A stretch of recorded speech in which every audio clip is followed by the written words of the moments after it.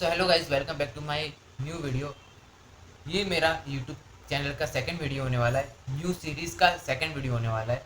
जिस सीरीज़ के अंदर मैं आपको सिखाने वाला हूँ बेसिक से कैसे हम प्रोफेशनल लेवल तक ड्राइंग को सीख सकते हैं।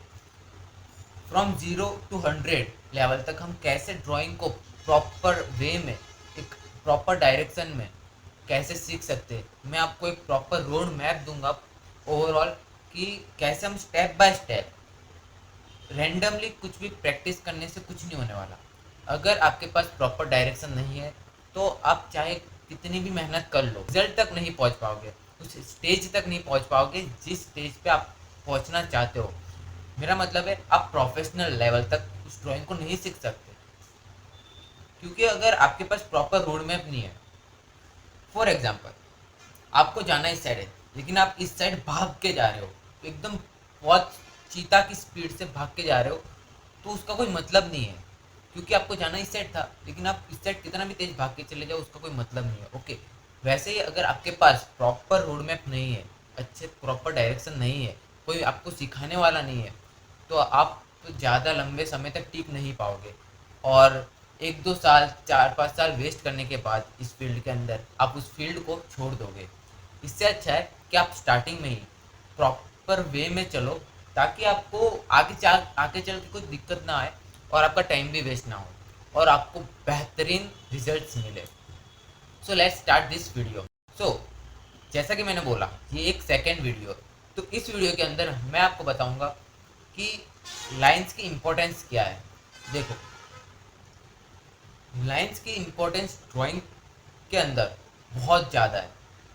तुमको लग रहा हो कि लाइंस ये तो बहुत सिंपल है यार, ये लाइंस वगैरह क्या बता रहा है, लेकिन क्योंकि आपके फंडामेंटल्स क्लियर नहीं होते हैं, उसकी वजह से आपको आप हर जगह पाँव मारते रहते हो। आप ये सर्च करते हो कि how to draw portrait, how to draw landscape.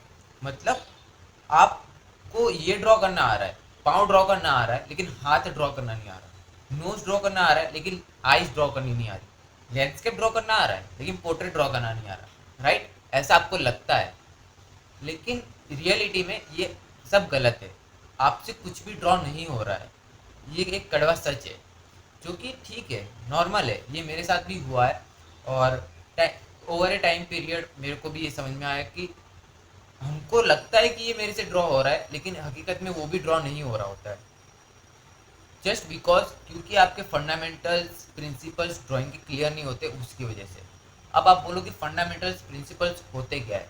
सो जो अभी मैं बात कर रहा हूँ लाइंस की, लाइंस भी ड्राइंग के फंडामेंटल का एक पार्ट है, तो लाइंस को समझना बहुत ज़रूरी है। अगर आपको ड्रॉ करना आ गया तो आप बाद में कुछ भी ड्रॉ कर सकते हो, उसके बाद आपको ये सब जाके सर्च करने की ज़रूरत नहीं पड़ेगी यूट्यूब पे जाके। Okay, so let's understand lines. देखो, लाइन का बहुत बड़ा रोल लाइन बहुत बड़ा रोल प्ले करती है ड्राइंग के अंदर, क्योंकि अगर आप अपने आसपास देखोगे कोई भी चीज़ को, अपने सराउंड में कोई भी ऑब्जेक्ट को उठा के देखो, उसके अंदर क्या आपको लाइंस दिख रही है? अगर उस ऑब्जेक्ट के अंदर कर्व है और उस कर्व को आप इग्नोर करके सिंपल 4-5 लाइंस में ओवरऑल ऑब्जेक्ट को लाइंस में ऑब्जर्व कर पा रहे हो, देख पा रहे हो, विजुअलाइज कर पा रहे हो,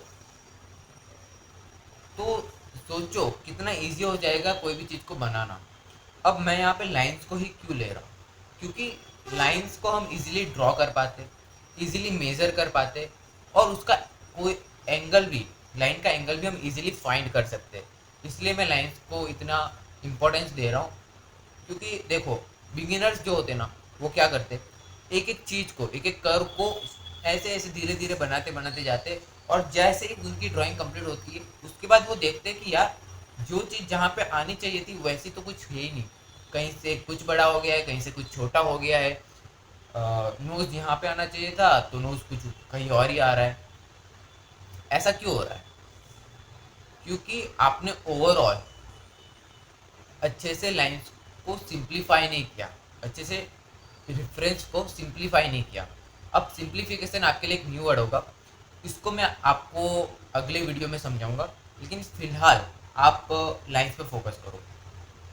सबसे फर्स्ट स्टेप क्या होता है कोई भी चीज़ को बनाने का? कोई ऑब्जेक्ट है, ओके, डिफरेंस फोटो है, उसको 4 से 5 लाइन में, ज़्यादा से ज़्यादा 7 लाइन में ओवरऑल ऑब्जेक्ट को कवर कर लो लाइन से, ओके। उसके बाद क्या होता है, छोटी छोटी लाइंस में उसको कन्वर्ट करना होता है।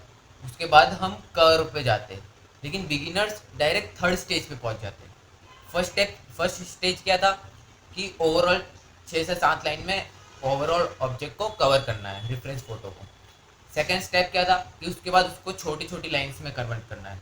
And then third stage is कि उसको कर्व्स में कन्वर्ट करना है, ओके।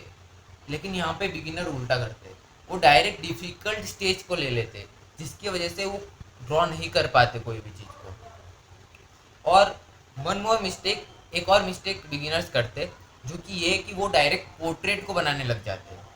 उनको ये लगता है कि यार मेरे को तो पोर्ट्रेट ही बनाना है, मेरे को ये सब नहीं बनाना है, मेरे को लैंडस्केप नहीं करना है, मेरे को स्टिल लाइफ नहीं करना है, मेरे को डायरेक्ट पोर्ट्रेट ही बनाना है।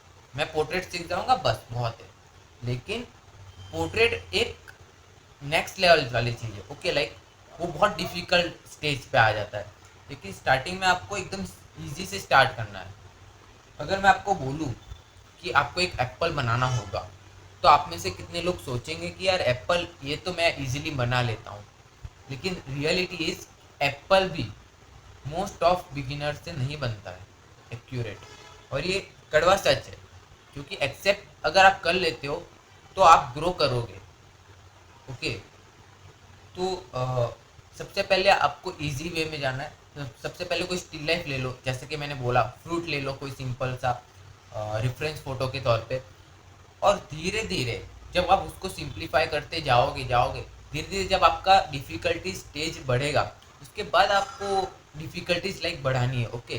स्टार्टिंग में आप अगर डिफ़िकल्ट सब्जेक्ट ले लोगे तो डेफिनेटली आपसे नहीं बनेगा और आप फ्रस्ट्रेट हो जाओगे, एंड देन आप शायद छोड़ दोगे, ओके, उसको बनाना ही। तो इसलिए स्टार्टिंग में सिंपल सब्जेक्ट लो, स्टिल लाइफ लो, सिंपल सा एक ही ऑब्जेक्ट लो उसके अंदर, एंड देन उसको पूरा बनाओ।